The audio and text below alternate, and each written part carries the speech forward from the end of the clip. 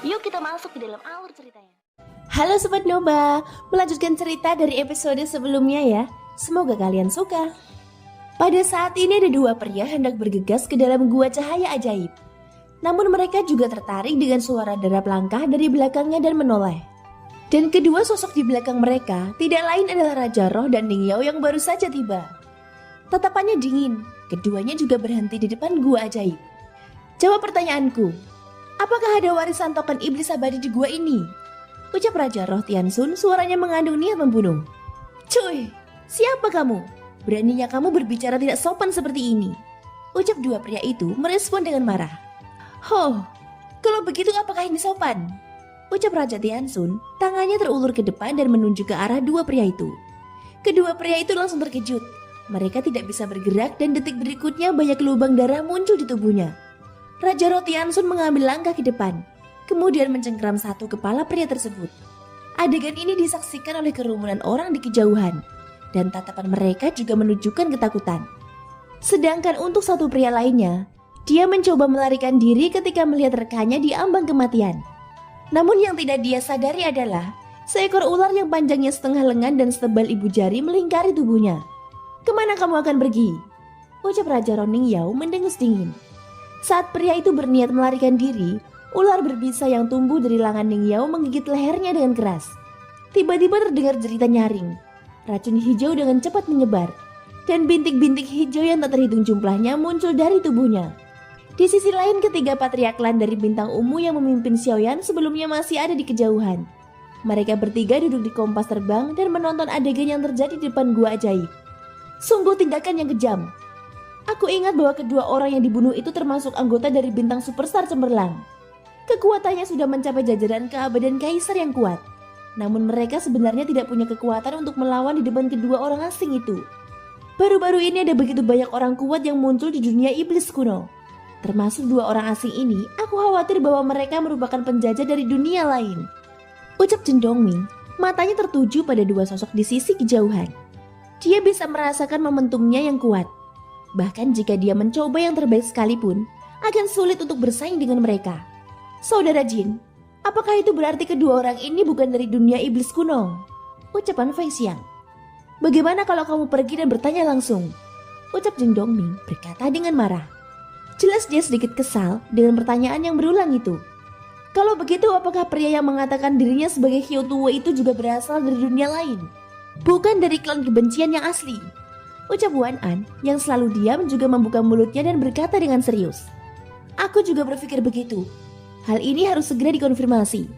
Klan kebencian adalah salah satu dari 3 klan besar yang paling kuat dan ditakuti di dunia iblis kuno. Tapi meskipun mereka kuat, mereka tidak pernah ceroboh. Dan mereka selalu pergi berkelompok. Apalagi aku melihatnya sendiri bahwa orang-orang dari klan kebencian ini sudah lama memasuki gua ajaib. Jadi bukankah aneh bahwa pria yang mengatakan dirinya Xiao Tuo malah pergi sendirian dan meminta kita memimpin? Ucap Wan An. Iya, kecuali jika kekuatannya sangat kuat sehingga dia tidak membutuhkan yang namanya pendamping. Ucap Chen Dongming sambil meremas dagunya. Hah, lupakan dulu untuk masalah ini. Lebih baik kita tidak mengambil resiko dan tetap menunggunya di sini sampai orang itu keluar. Ucap Wan An menambahkan. Sementara mereka terus mempertanyakan tentang identitas Xiaoyan, mereka juga menatap Raja Roh Tiansun dan Ning Yao di depan gua iblis ajaib.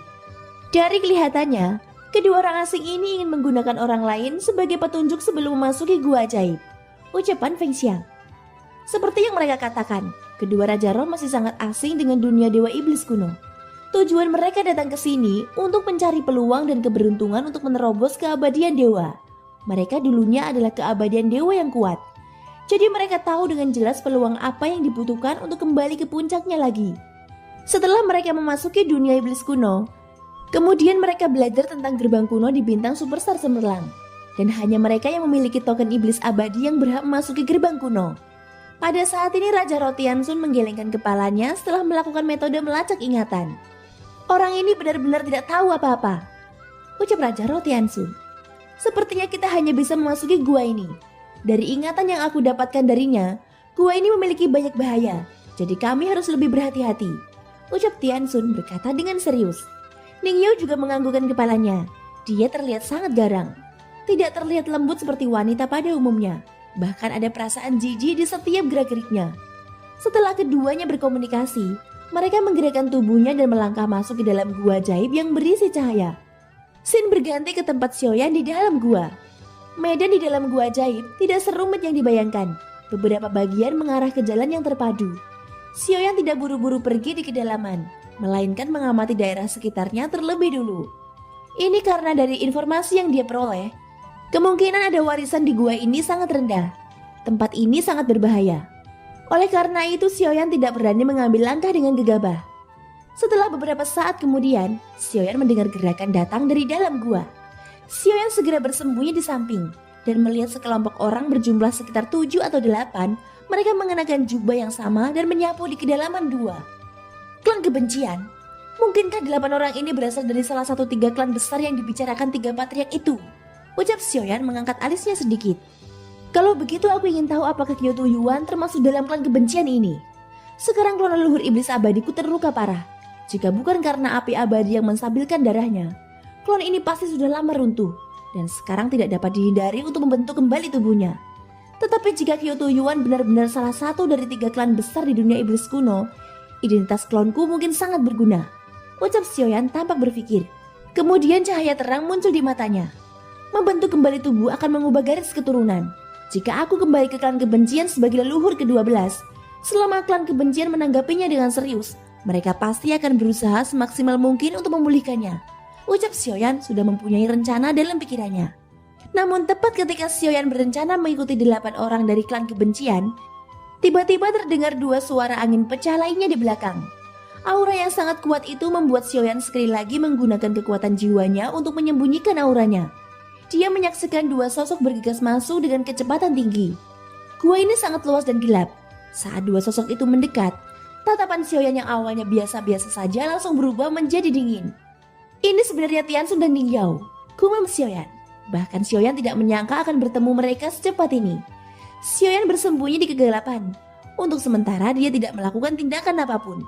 Meskipun dia telah mencapai langkah kelima dari keabadian Kaisar, dan meskipun klan Yuansheng-nya sudah mencapai bintang 7, tetapi kekuatan kedua Raja Roh tersebut sudah mencapai keabadian Kaisar langkah 9 yang kuat. Tingkat kekuatan ini bukan sesuatu yang bisa ditangani Xiaoyan saat ini. Xiaoyan yakin jika dia mengambil tindakan menyerang, peluang kemenangannya kurang dari 50%. Tapi Xiaoyan juga tidak akan membiarkan mereka berhasil menembus keabadian dewa. Jika aku ingin melawan mereka, pil detoksifikasi yang komprehensif harus disiapkan terlebih dulu. Kekuatan klan Yuansheng-ku juga harus menembus 8 bintang. Dan kekuatanku juga harus ditingkatkan lagi. Yang terpenting adalah jantung biru mereka telah menjadi masalah yang sangat pelik. Mari kita lihat apakah akan ada pertemuan lagi di alam dewa kekacauan. Menemukan cara untuk memecahkan jantung biru adalah kuncinya. Gumam Xiaoyan. Setelah dia menghitung dengan cermat, dia memutuskan untuk tidak mengambil resiko dengan bertarung sekarang. Hal itu justru membuat masa depannya semakin sulit untuk dihadapi. Xiaoyan tetap bersembunyi dengan tenang, menunggu mereka sampai benar-benar memasuki ke dalam gua. Setelah sebatang dupa berlalu, mereka akhirnya memasuki lorong dan menghilang dari pandangan Xiaoyan. Baru kemudian Xiaoyan dengan cepat bergegas maju. Xiaoyan memilih lorong lain. Setelah maju sekitar 100 meter jauhnya, semuanya tiba-tiba menjadi jelas. Di depannya saat ini adalah benua yang luas, ada pegunungan dan sungai yang mengalir deras. Ini adalah ilusi, ucap Xiaoyan memandang dunia di depannya. Ilusi yang sangat kuat ini memungkinkan seseorang akan mempercayai bahwa pemandangan ini nyata. Namun untuk persepsi spiritual Xiaoyan yang sudah mencapai tingkat domain, secara alami dia menyadari keanehannya. Xiaoyan tidak terburu-buru. Pertama-tama dia berniat menggunakan tahanan roh untuk mematahkan ilusi di sini. Tapi Xiaoyan merasa bahwa menerobos ilusi bukanlah kunci untuk mendapatkan warisan. Jika ilusi ini bukan konspirasi yang dirancang dengan baik, maka jawaban yang ditinggalkan oleh leluhur Hang Wang seharusnya ada pada ilusi ini. Banyak orang memasuki ilusi, pikiran mereka akan terganggu. Mereka pikir hanya dengan menerobos ilusi, mereka dapat memperoleh warisan. Sedangkan menurut apa yang dikatakan Pan Fengxiang, belum ada orang yang benar-benar mendapatkan warisan dari gua ajaib ini. Jadi Xiaoyan sedang berpikir apakah setiap orang yang memasuki gua ajaib ini mengambil jalan yang salah. Jika ketiga patriark itu tidak berbohong, kekacauan di dunia ilusi ini salah satu faktor yang membuat warisan ini tidak dapat diperoleh oleh siapapun. Tapi alasan sebenarnya itu pasti karena ilusi itu sendiri. Entah apakah leluhur Hang Wang itu sendiri belum mati, Dan dia sengaja membangun warisan ini hanya untuk kepentingannya sendiri. Gumam Sioyan. Matanya sedikit menyipit. Cukup aneh jika sejauh ini masih tidak ada yang mendapatkan warisan. Mungkin tidak ada warisan yang ditinggalkan oleh leluhur Hanguang di gua ini. Dan berita ini hanyalah tipuan yang dia rancang. Sudah sangat banyak orang kuat yang terjebak dan mati di sini. Setelah merenung sejenak, Sioyan masih harus mengambil resiko masuk untuk melihatnya sendiri. Bagaimanapun ini adalah petunjuk pertama yang dia dapatkan tentang token iblis kuno. Jadi meski situasinya lebih rumit, Sioyan masih harus pergi untuk mencari tahu kebenarannya. Ilusi ini tampak misterius, namun bagi ahli yang memiliki kekuatan jiwa kuat, seharusnya mudah untuk melihat bahwa ini hanyalah ilusi. Ucap Sioyan. Dia terus bergerak maju. Jika semua jalan dan benua yang dia lihat adalah ilusi, maka pada akhirnya dia akan segera bertemu dengan semua orang yang ada di sini. Jika begitu kemungkinan aku bertemu dua Raja Roh sangat tinggi. Tidak, aku perlu tahu lokasinya. Ucap Sioyan menyipitkan matanya. Dia harus menghindari Raja Roh Tianxun dan Ning Yao. Kekuatan keduanya terlalu kuat. Tidak perlu menghadapi mereka secara langsung. Dalam hal ini Sioyan menepuk-nepuk tahanan roh dengan tangan kirinya. Saat berikutnya sosok tahanan roh muncul dalam kebingungan. Bisakah kamu mengendalikan formasi ini tanpa menghancurkannya? Tanya Sioyan. Tuan Kejam Seribu Pisau, permintaanmu sangat banyak. Master ini merasa tidak enak badan. Mungkin aku akan tertidur setelah membantumu. Kali ini aku tidak tahu kapan aku akan bangun. Ucap tahanan roh, matanya terkulai seolah-olah dia sangat lelah saat ini. Apa yang terjadi padamu? Tanya Sioyan dengan bingung ketika melihat sorot mata tahanan roh. Apakah itu karena kamu menggunakan terlalu banyak energi? Tanya Sioyan kembali. Tentu saja tidak. Aku dilahirkan dengan tubuh spiritual. Kekuatan jiwaku pada dasarnya sempurna. Bagaimana mungkin memecahkan beberapa formasi kecil akan membuat monster ini tertidur? Aku tidak membutuhkan konsumsi apapun untuk memecahkan formasi. Dan aku bisa melakukannya tanpa batas. Ucap tahanan roh. Lalu kenapa kamu akan tertidur lelap? Tanya Sioyan. Biasanya aku juga tidur. Hanya saja tidurku kali ini akan berlangsung selama 1000 tahun. Bahkan mungkin selamanya. Ucap tahanan roh. Katakan masalahmu dengan jelas. Apa yang bisa aku bantu? Ucap Sioyan. Hahaha, sekarang kamu tahu betapa pentingnya aku kan? Biasanya kamu selalu memukuliku dan menggertakku. Sekarang kamu akan kehilanganku selamanya. Ayolah, jangan malu untuk menangis. Kamu akan kehilangan master ini. Dan tidak ada cara untuk menghidupkanku kembali. Ucap tahanan roh. Berhenti mengatakan omong kosong. Katakan apa masalahmu? Teriak Sioyan dengan marah. Ya. Temukan tubuh asliku dan bentuk kembali tubuhku. Kalau tidak, master ini mungkin tidak bisa bangun. Ucap tahanan roh menghela nafas dalam-dalam. Baru kemudian Sioyan bereaksi dan dia merasa dipermainkan. Mungkin tahanan roh hanya pura-pura agar Sioyan bertindak untuknya. Tujuannya adalah agar Sioyan membantunya menemukan tubuh aslinya. Ayo kontrol formasi ini dulu. Aku ingin tahu lokasi semua orang di sini. Ucap Sioyan berkata dengan marah. Tahanan roh menghela nafas dengan menyesal. Sangat sulit membodohi orang ini. Dan Sioyan tidak tahu apakah yang dikatakan tahanan roh itu benar atau salah. Pada saat ini mata tahanan roh meledak dengan cahaya biru. Masih tidak ada kesulitan. Seolah-olah semua bentuk ilusi di sini hanya biasa-biasa saja. Seseorang mengendalikan formasi ini. Ucap tahanan roh. Di mana orang ini? Tanya Sioyan. Jika tebakannya benar, orang yang mengendalikan formasi ini seharusnya leluhur legendaris Hanguang yang telah mati. Dia tepat di depanmu. Ucap tahanan roh. Pada saat yang sama Sioyan merasakan pikirannya tiba-tiba terguncang. Jelas matanya terbuka.